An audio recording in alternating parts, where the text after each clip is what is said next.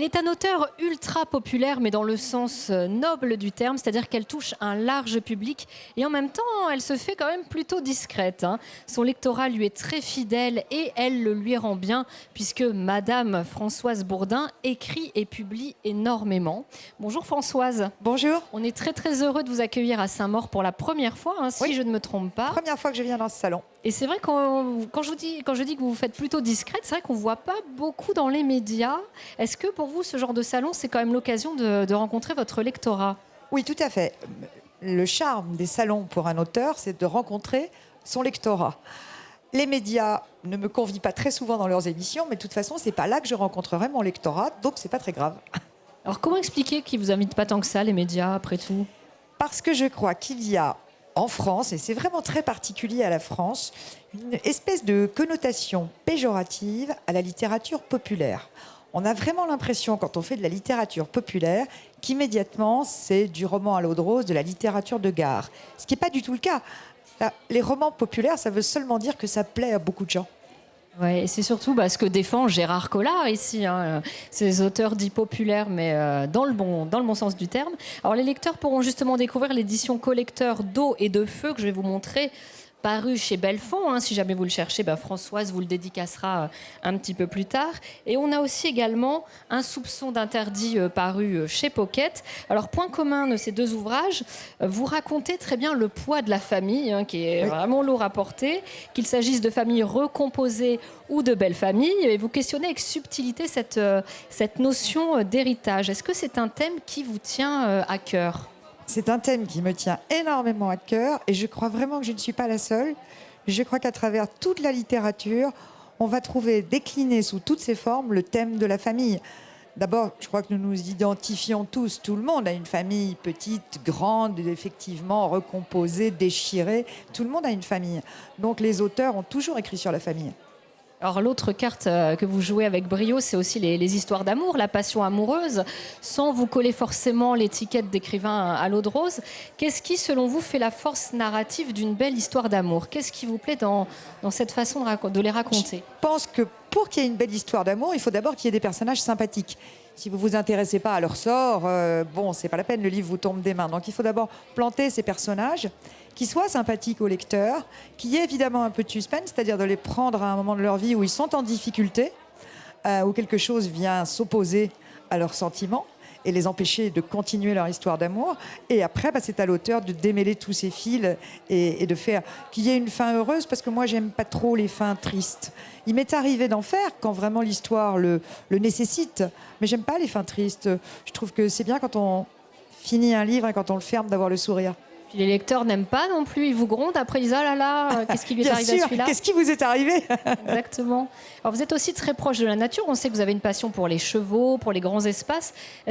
Comment vous écrivez ? Est-ce que vous êtes dans votre maison en Normandie, au bord de l'eau ? Comment ça se passe ? J'ai la chance d'habiter une maison, une grande maison à la campagne, qui était vraiment la maison dont je rêvais quand j'étais jeune, et qu'un jour j'ai pu, grâce à mes droits d'auteur, acquérir. C'est vraiment une maison dans un village, petit village perdu de la vallée de la Seine, à l'entrée de la Normandie.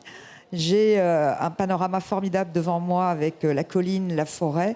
Et j'y trouve beaucoup d'inspiration, parce que dès que j'en ai assez d'être assise derrière mon ordinateur ou que j'ai pas d'idée, je pars avec mes chiens, je pars par le portail du fond et voilà, je m'en vais dans la forêt me promener. Et ça, c'est un grand luxe.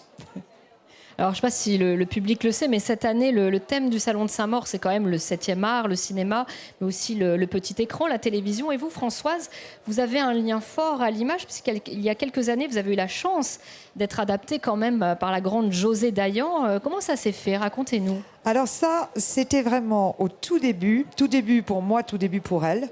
Moi, je sortais mon second roman chez Julliard et j'avais 20 ans. Et José Dayan était à l'époque assistante, réalisatrice, et puis elle a décidé qu'elle allait faire son premier téléfilm. On était très copines à ce moment-là, elle avait beaucoup aimé mon livre, et elle a dit, ça ferait un bon téléfilm. T'as qu'à faire l'adaptation et les dialogues, j'avais vraiment pas d'expérience. Et elle a dit, moi je vais aller... je vois très bien Laurent Terzieff dans le rôle, je vais essayer de le persuader. Je me suis dit, elle ne le persuadera jamais. Nous sommes deux inconnus qui débutons, elle ne le persuadera pas. Eh bien si, elle l'a persuadé. Et il y a eu ce truc miraculeux pour moi de voir un jour dans les environs de Cahors, c'est là qu'on tournait, Laurent Terzieff dire les phrases que moi j'avais écrites. Et ça, franchement, ça s'appelle passer de l'autre côté du miroir, c'est magique. Qu'est-ce que vous avez ressenti? Ça va faire bizarre. Ça fait très flatté. bizarre. Ça veut dire que vos personnages que vous avez créés dans votre imagination sont tout d'un coup de chair et de sang. Ils sont vivants. Et vraiment, Laurent Terzieff, c'était exceptionnel parce que je ne pouvais pas rêver mieux. Il était le personnage. Donc voilà, ça c'est un très beau souvenir. Comment vous aviez été impliqué dans le travail artistique? Vous avez fait les dialogues? Oui, j'avais fait D'accord. l'adaptation et les dialogues avec toute la naïveté qu'on peut avoir à 20 ans, c'est-à-dire sans comprendre que c'était vraiment un métier. Bon, maintenant, aux innocents, les mains pleines, ça s'est bien passé, tout le monde était content, c'est un beau souvenir. Après, bien plus tard, en retravaillant pour la télévision, j'ai vu que scénariste, c'est quand même un métier, c'est du boulot. Est-ce que vous avez justement des projets de scénario, pourquoi pas? Ou est-ce que là, vous allez plutôt vous rester sur des romans?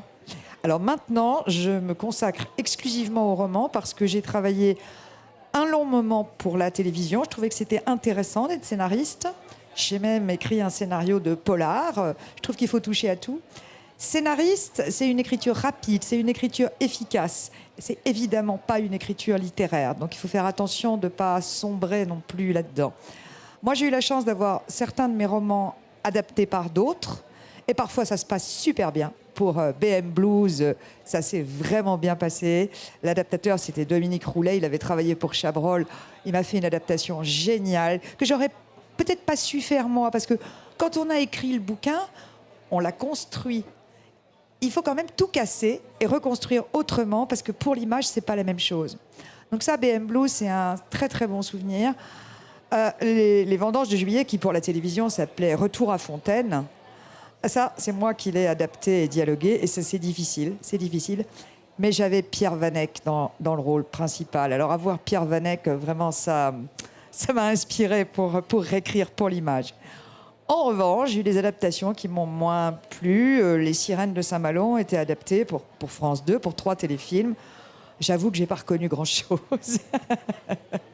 Et à part vos livres à vous, est-ce qu'il y a des adaptations qui vous ont particulièrement plu, des livres portés à l'écran que vous aimez particulièrement? Alors, au cinéma, j'ai trouvé qu'il y avait quand même... Bon, évidemment, je l'avais lu avant, mais que Jurassic Park était bien adapté. Ça et le bouquin de Nicolas Evans, L'homme qui murmurait à l'oreille des chevaux, qui a été remarquablement adapté. Robert Redford a fait un travail superbe, le film est magnifique, émouvant. Mais sinon, la plupart du temps, je trouve qu'on est un petit peu déçu. Parce qu'un livre, quand on le lit, on imagine. On se crée le physique des personnages, on se crée le décor. Chaque lecteur crée différemment. Avec l'image, tout est figé. Voilà, c'est Monsieur Machin, et il est blond, vous ne pouvez plus l'imaginer brun. Et donc, on est toujours un petit peu déçu, je trouve. Est-ce que vous planchez déjà sur votre prochain roman? Est-ce qu'on peut savoir de quoi ça va parler ou... Le prochain roman, j'ai assez envie d'évoquer le thème très actuel et peut-être de l'évoquer avec émotion, mais avec ironie aussi, du burn-out, de tous ces gens qui explosent en plein vol, saturés par le travail, harassés, et qui tout d'un coup, ce qu'on appelait avant la grosse dépression, mais qui maintenant porte ce nom de burn-out. C'est intéressant à traiter. Pourquoi et comment on s'en sort? Eh ben, on a hâte de lire ça. En tout cas, on vous remercie beaucoup, Françoise Bourdin, d'être venue parmi nous cet après-midi. On espère que vous reviendrez l'année prochaine. Qui sait? Je le souhaite et merci à tous.